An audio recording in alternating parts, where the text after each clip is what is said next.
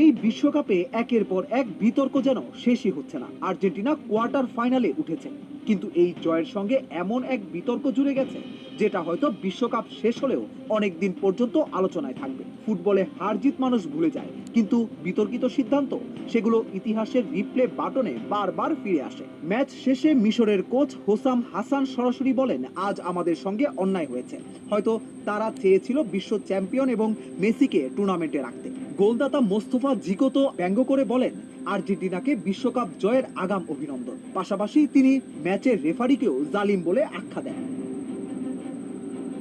বিশ্বকাপে এবার গোলের চেয়ে বেশি হিট হচ্ছে আরেকটা জিনিস, ভিএআর। কেউ গোল করলেই এখন দর্শকরা উদযাপন করে না, আগে তাকায় রেফারির দিকে, তারপর ভিএআর রুমের দিকে, তারপর ভাবে আচ্ছা এবার কাকে বাঁচানো হচ্ছে। গতকাল ট্রাম্পের ফোন কলের পরও আমেরিকা বাঁচেনি। এরপর আর্জেন্টিনা এমন এক ম্যাচ জিতেছে যেটা শেষ বাঁশির পরও মাঠের চেয়ে বেশি উত্তপ্ত হয়ে উঠেছে সোশ্যাল মিডিয়া। তাহলে এটা কি শুধু দুর্দান্ত কামব্যাক, নাকি এমন এক জয় যার সঙ্গে লেগে গেল বিতর্কের কলঙ্ক?